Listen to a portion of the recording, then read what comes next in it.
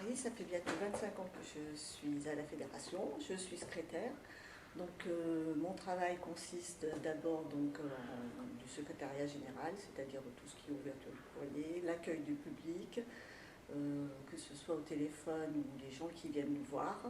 Je m'occupe aussi du permis de chasser, donc tout ce qui est inscription surtout, et donc l'envoi des convocations, que ce soit la formation théorique ou la formation pratique.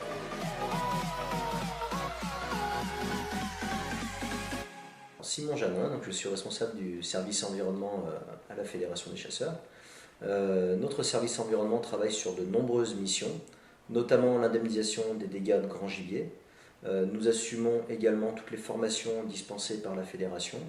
Et puis nous avons une grande part de notre travail qui consiste à la mise en valeur du patrimoine cynégétique départemental, notamment le suivi d'espèces, que ce soit des espèces migratrices ou des espèces sédentaires, petits et grands gibiers.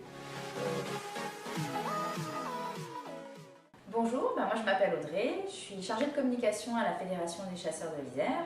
En quoi ça consiste être chargée de communication à la Fédération? Eh bien c'est avant tout faire la chasse aux préjugés, mais aussi lutter un petit peu contre la méconnaissance qu'il y a autour de l'activité chasse et bien évidemment promouvoir la chasse. Ça passe par plusieurs étapes. La première, c'est un dimanche à la chasse, une opération découverte de la chasse telle qu'elle se pratique sur les départements, mais également des opérations telles que les relais cinés, un partenariat avec les randonneurs et les cavaliers, dont on fait profiter les locales de chasse et les extérieurs.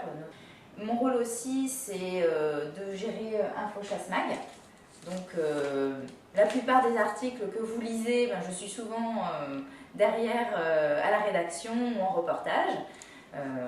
Voilà, je m'occupe aussi du site internet de la fédération, donc renseigner des actualités et depuis récemment informer aussi via les réseaux sociaux, YouTube, bientôt, Twitter et Facebook.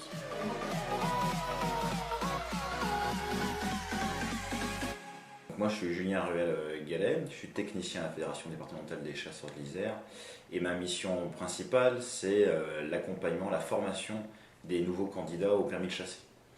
Donc, formation théorique, formation pratique, il y a une épreuve unique désormais du permis de chasser.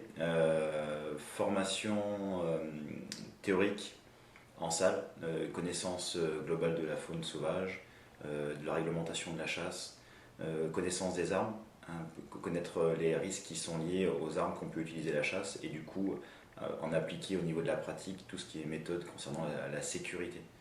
Il y a des munitions qui sont assez puissantes, donc connaître les risques qui sont liés à l'utilisation de ces munitions et du coup des gestes simples qui permettent de contrer ces risques et de pouvoir donc chasser en toute sécurité. Je m'appelle Estelle Louer, je suis ingénieure projet à la Fédération depuis une bonne dizaine d'années maintenant. Et en fait, j'ai à ma charge de développer tout ce qui est études et actions de terrain avec les partenaires locaux. Voilà. Qu'il s'agisse des alpagistes, des exploitants de domaines skiables, également d'agriculteurs dans la partie plaine du département. Depuis maintenant 9 ans, on travaille avec la Fédération des alpages sur un programme qui s'appelle Agrifaune, qu'on a essayé de décliner à l'échelle de la partie montagne du département. En fait, ça consiste à d'abord apporter une expertise partagée du territoire, c'est-à-dire nous on regarde le volet tétralire, les collègues regardent le volet pastoral et on essaye de voir si ensemble on peut proposer aux gestionnaires d'espace, les groupements pastoraux, les bergers, si on peut voir si leurs pratiques prennent en compte l'enjeu tétra, s'ils ne le prennent pas en compte, est-ce qu'on a la possibilité d'améliorer ça dans un bon état d'esprit de partenariat.